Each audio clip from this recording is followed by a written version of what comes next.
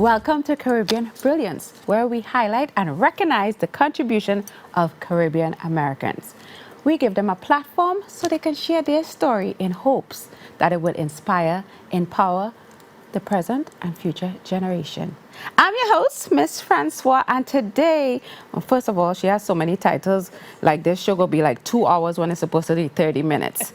So we have Syn Clarke, leadership coach, speaker, CEO, COO, people don't even know what that means, but we'll explain all that, of Irie Jam Radio, co-chair to Irie Jam Foundation, radio broadcaster and style consultant. Basically, she has no time to breathe. Hi, Syn. Hi, Mss Francois. How are you? Thank you for having me. Well, if you're on the show, you must be amazing, because I don't just have any and everyone on the show. I am honored. I am honored. Well, girl, you mentioned to me you have Bajan in your blood. I didn't know so only had the Jamaican flag, so I do apologize to your mom. Apologizes. But that's the number one thing I always like to start the show with. With your background, so clearly you're born here, but you're Caribbean, you're all mix up. Your father come here, find a little woman, and he had you. So how has that influenced, like so many things I just mentioned, so many titles, how has that influenced your upbringing for some of the stuff that you do now? So it is the reason why I do what I do. I always say that being born in the household that I was born in, a very Bajan and a very Jamaican household, that was the kind of the genesis of where I was going to be in life, how I was raised, my values, teachings, upbringings, all those things charted a path for what I didn't realize it at the time, but it charted a path for who I am and who I'm continuing to be in my professional way, in my personal life. All of those things played an important and continue to play an important part. All I heard, she get beatings, and because she gets so much beatings, that is it. She followed the right path. That is it. You see how does make things so fancy? That's why I hear to read between the lines. Okay, all that cute stuff. So you're the COO of Irie Jam. Tell people what Irie Jam is and what does a COO do? Sure. So Irie Jam Radio is the #1 Caribbean media house here in the New York tri-state area, really North America, to be honest. If you have anything to do with music, entertainment, culture from the islands, you are coming to Irie Jam Radio to promote whatever that is. It's been on air for 32 years in the New York tri-state area. Our founder, CEO, and our shepherd, Bobby Clarke, who's also my husband. Oh, wait, you're telling me I get his job because I'm your husband? I don't worry about that part. And no, 32 years ago, had the vision to ensure that our voices were heard. Right, and that our music, persons that we sounded like, we weren't just persons who didn't just come here from the islands and were displaced, but they came here and felt home when they turned the radio on, right? And that is how Irie Jam and why Irie Jam was birthed and continued for 32 years. Wow. Yeah, because of that, just that nostalgia, that piece of home, that bridge then to home. That's what Irie Jam is. Right, because when you put on the radio, you hear all the other stuff. Yeah. So now actually you have something to relate to. Correct. You have somebody that looks like you, that sounds like you, that speak your dialect, your part or whatever it is, where you come all right, from. I see it coming out a little here. Lord God. But what is a typical day for you? So typical day right now in my life, because recently, about, I want to say maybe 5-6 months, I took on the role of radio broadcaster. I do the morning show on Irie Jam Radio with David Levy and DJ Maddow. So I wake up at 4:15 a.m., get ready, put all of this together, leave the house 5:30, leave the house 5:30, get to work 5:45. We go live at 6 o'clock, and we're on from 6 to 10. At 10 o'clock, I leave the office, take a quick siesta, and come back to the office for 2 o'clock and then 3 o'clock rather, and then finish out the rest of my day.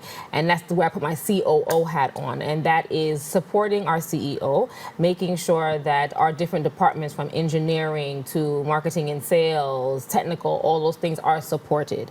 That's basically what I do. Is I'm like the glue then for all the departments and keeping things moving. So you're doing this. I already read off the list of things you do.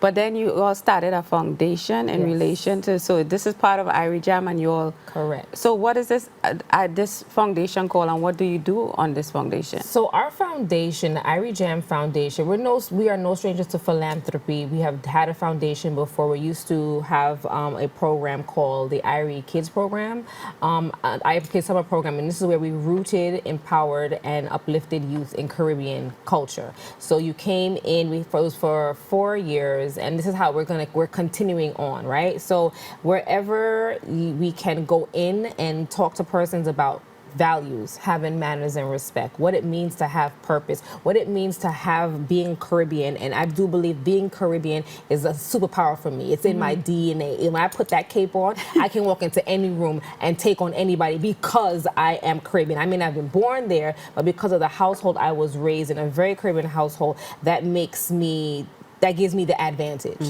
right? And so we teach that to our youth.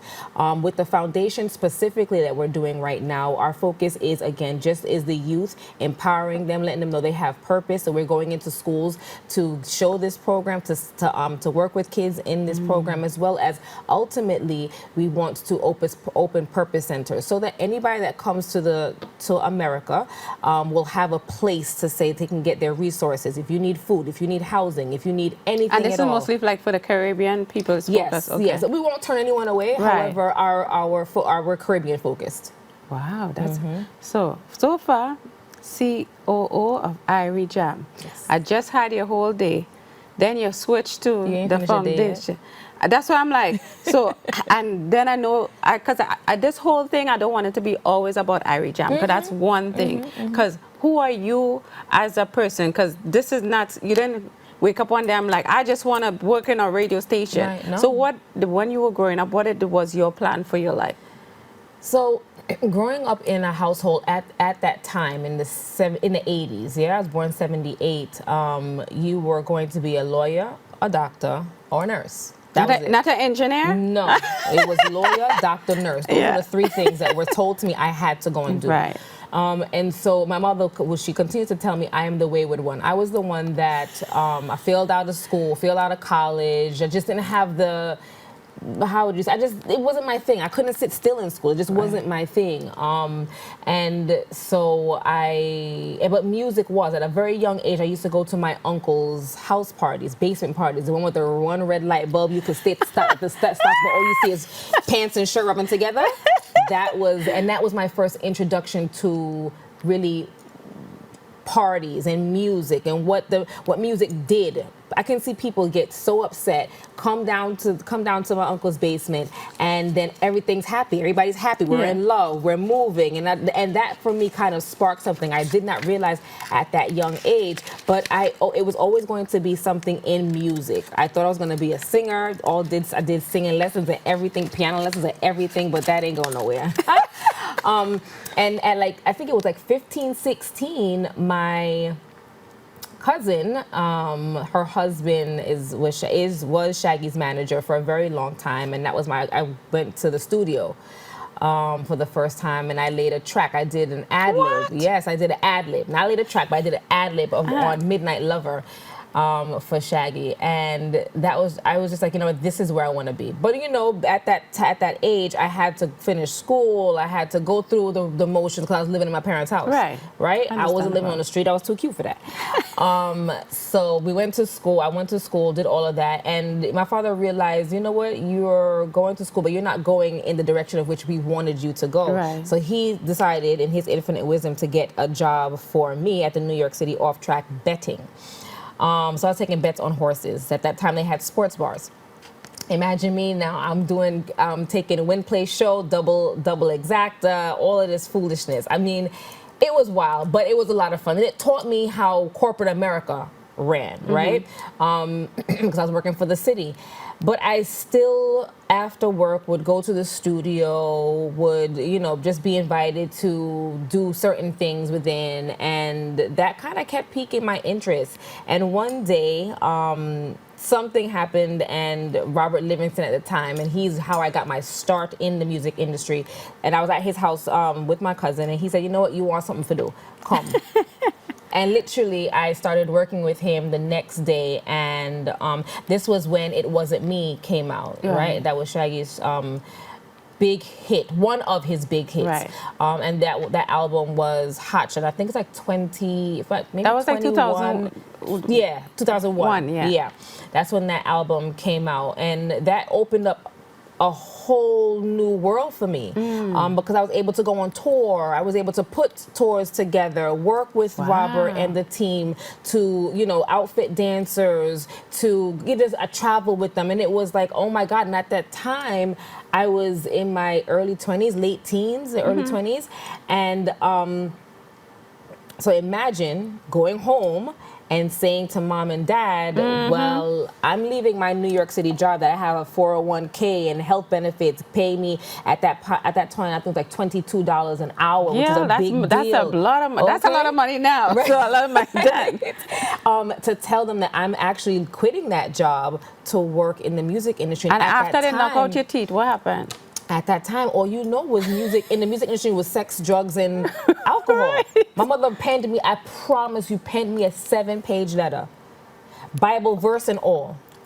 Because when I told them that I was on a plane the next day to Jamaica, so forget about it. I was surely coming back pregnant. Surely coming back with some sort of, yes, but...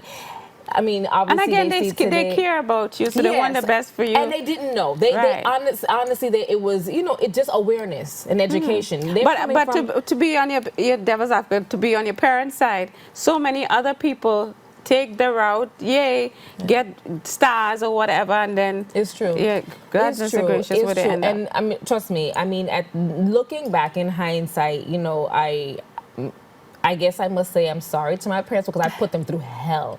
I put them through sleepless nights because they had no idea, they were coming to America, or they came to America trying to do this American dream. My father wasn't a citizen until I went to the prom, right? And so he was just they were both trying to navigate the system and so this girl now, we come to America, I find my wife. But they come out and do all this stuff or whatever. And put me through private school and all these things, and you go to the music industry to go chase men, because that's what I was doing, I wasn't working, I was chasing a man. That's always the number one thing. It's man you're looking for. You're 5 minutes late. It's how much money I was with. Like, what? I was in the library. Exactly. And so, that's kind of just where, looking back, that's how they raised me, is why I'm even to be able to hear for so long. I'm 2 decades in the music industry.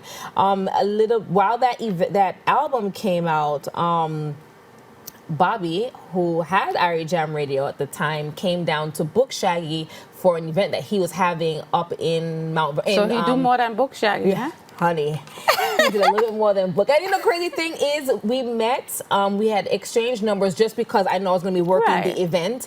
And it wasn't until I left there, I left Big Yard, and I went to work for RPM Marketing. And at that time, the company there, they were managing Khalees. With Milkshake, as well as DJ Enough. And I would work helping doing bookings for DJ Enough and working on the management team for Khalees at the time.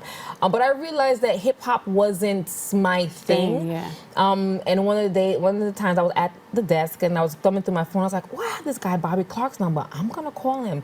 So I called him and I was just like, hey Bobby, this is Syntyche, and we met. I said Syn because I was going at the time. We met about a year ago, and I'm looking for a job and yada yada. And he's just like, okay, we're looking for sales, so come on down. Needless to say, I got the job. You got more than the job. I did get more than the job after, but sometime. But when I got to Irie Jam, I was just like, yeah, I'm home. Wow. Yeah. Look, that's such a journey. Yeah. Right now, you're supposed to be a nurse. So it's not. Exactly. So was your parents okay in the long run, or how long did it take them? No, it didn't take them too long because I was bringing my dad. My mom was full on church woman. At this time, my dad was still in the streets. So I'll bring my dad to the clubs with me. Sound like a typical Jamaican man. No, you know what I'm like? No. no. But, you know, he would come out to the concerts with me and, you know, I would introduce him to everybody. And, you know, the guards, you know, started to drop, right? Or walls started to drop. But Exactly. you see that journey that you went through, like, say a young person is listening to that. So what would be your input, or what would you tell that person? Like, okay, do what I do and just get up and go after your dream. Like, that's like it worked out really well for you. It did. I mean, there were a lot of ebbs, right? A lot of flows, but there were a lot of ebbs. But I would say just that. Get out there and go do it. And then if anything happened, just come back by your mother and Yes, father. exactly. Because I did. I had to come back home to restart. Like, I went out on my own and thought, you know, I can manage paying bills on stuff. But in the end, you know, around that time I couldn't, right? Because I was doing too much, you know, spending. I had to be in the latest. Yeah, and, living your best life. You're young. Exactly, and I was young. But I had to, and there's nothing wrong with eating humble pie. And there's nothing wrong with starting over. There's nothing wrong with pivoting. There's nothing wrong with that. But go after that dream. I am a big advocate on purpose. I'm a big advocate in finding what sets your soul on fire and pursuing that. That is why I am able to be here 2 decades later, almost 3 decades later, doing what I love. And what I love is really celebrating Caribbeanness. It's not just music. It's not just entertainment. It's all of the things. It's the culture. It's the people. It's the food. It's all of it. You know, and I get to really stand on a platform or use a platform to push out Caribbean culture. And that means everything to me. I see. With all this passion you just throw at me, yes. I see it. And so now that we just talked about the style and the music and all that stuff. So when the style comes to you and your fashion sense, like, how did that come about? Because right now people is like, okay, she in this, she in that. Oh my God. Like, so all these things, do you think they all go together, Absolutely, I guess? absolutely. So with what we do in the music industry, an artist puts out a song, right? When they put out a song, the first thing the artist is supposed to do is put together their bio, their EPK. When you need an EPK, you need a headshot, right? You need to be styled. Music goes hand in hand. When you're putting together a video, you need to be styled. And so one of the things that I loved about when I found my home at Irie Jam, a few years into the position, I was tasked with doing a fashion show. Bobby said, Syn, we want to do a fashion show. I believe they were doing something or a pageant beforehand. They had stopped it, but they said, you know, we want to do a fashion show. And he tasked me with doing it. And so we looked for Caribbean designers.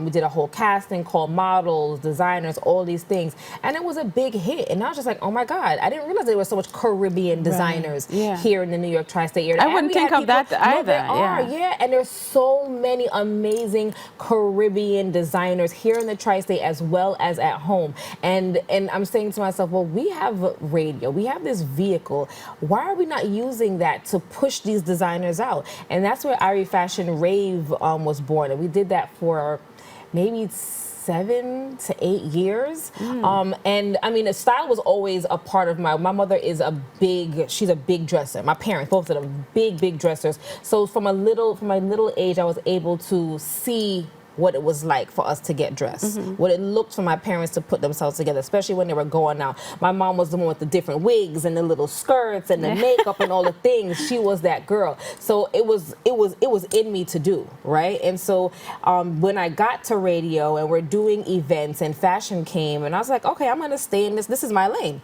right? This is my lane. It wasn't about, and it was also behind the scenes. I wasn't a forward-facing person. You was always going to see me behind the scenes, kind of putting everything together. The producer is what I was. But again, something happened. It's just like, no, girl, you need to be in front of the camera. You know, and so that's kind of how that was. And so from doing all of that, because what I do here is you seem to get into spaces, and then you're like, oh, things just open up. That's amazing. So how does what is StylePhyle? StylePhyle, so how did that come about? That branch from that also? Yeah, so we moved to Jamaica in about 5 years ago, and we started The Bridge, which is a radio station in Jamaica.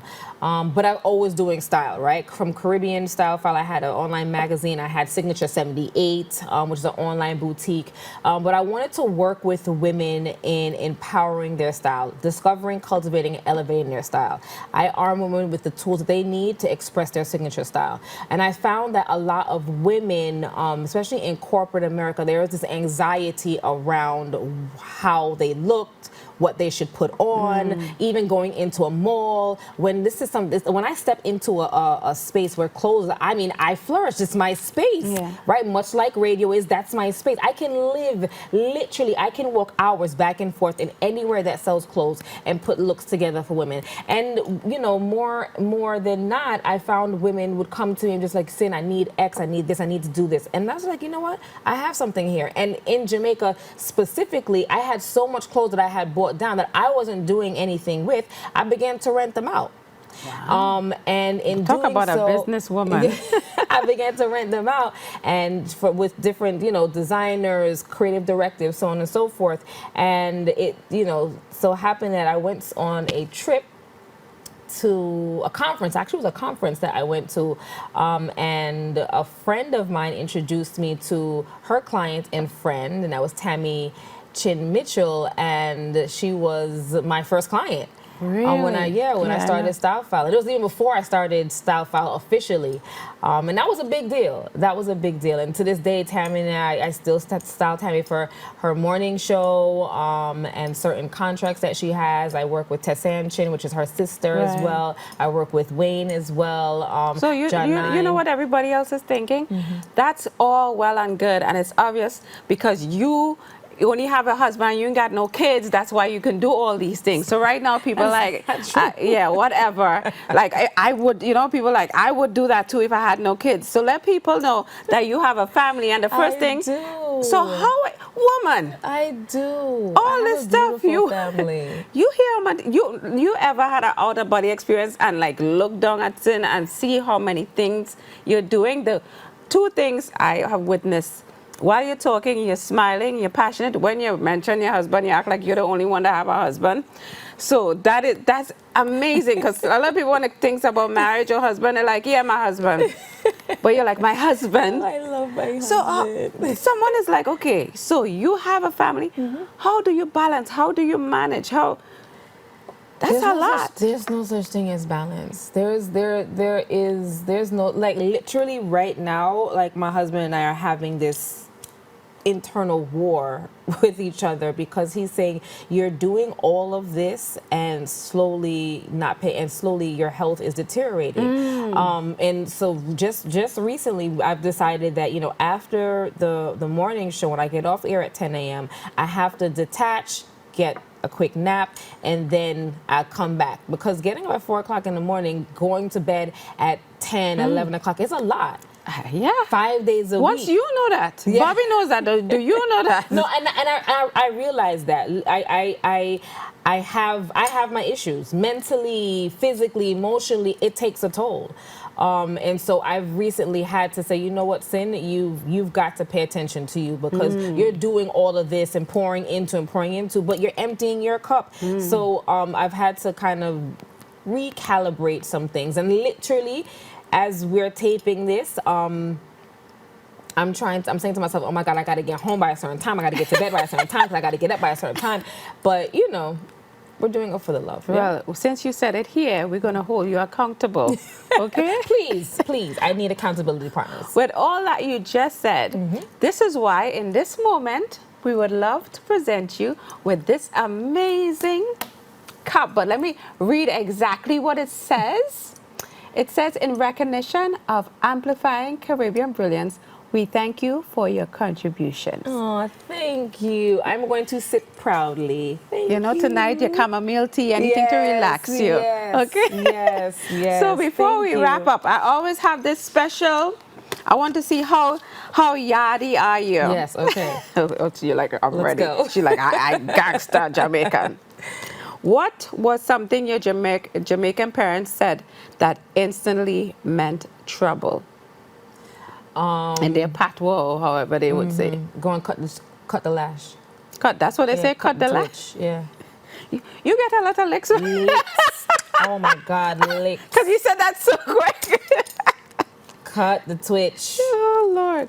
What are the non-negotiables in your house? Like things you could not do as a Jamaican child? She keeps saying I'm Jamaican, but I'm Jamaican and Bajan, right? Oh yeah, forget your mother, go cut my tail. Yes, she is. So you couldn't get up and pass anybody in the house. You couldn't get up and decide you go into the kitchen and you pass your mother's room and don't say good morning. That couldn't happen. You crazy? We're going straight to the hospital. Yes, but just straight to the hospital. So manners was a big thing. So Caribbean households, see I said Caribbean, have their own remedies. What is one thing your parents swore they could cure everything with? White rum. It's so funny. That's exactly what's here. White rum. Rub it in your mole, rub it here, rub it here, rub it here. But it always amazes me when Caribbean people, it's like when I was growing up, the only ailment I know about, gas. Or you have worms. Like no matter what. You go get some tea, like or some sort of bush, yes. Right, yes. It's only when I came to America, it had all these other diseases. I was like, what? But I just wanted to take this time to say thank you so much for blessing us with your presence. You're an extraordinary person, but even with all that extraordinariness, take some time to breathe, walk barefoot in the bushes. In the Caribbean, not here. Right. But, but continue to do amazing things because you don't know who you're impacting, who is looking at you. I always say, this is why I have this show, for people like you to tell your story, because people see you and they make up their whole thing of what it is, and they don't know how much work you had to put, how much twitch you had to your parents, how much cuss out. What? I got so much, my backside got cut so many times. Oh my God, oh my God, oh my God, oh my God. But I thank you also for doing this and for creating a platform for us in a space that we can share our stories, because our stories are important and they must be told. Yes. Must be told. And with that, can you leave us with something that you would want to tell someone who maybe want to go in radio or just want to find their purpose or pursue something? And after you say that, just tell people where they could reach out to you and where they could find Irie Jam, so forth and so on. Sure. So my thing to everyone is to nurture your faith, pursue your aspirations, set your intentions, and live boldly. Lord God, like all you write that down? Yes, those are the pillars that I live by. Wow. Those are the pillars that I live by, and chase your purpose.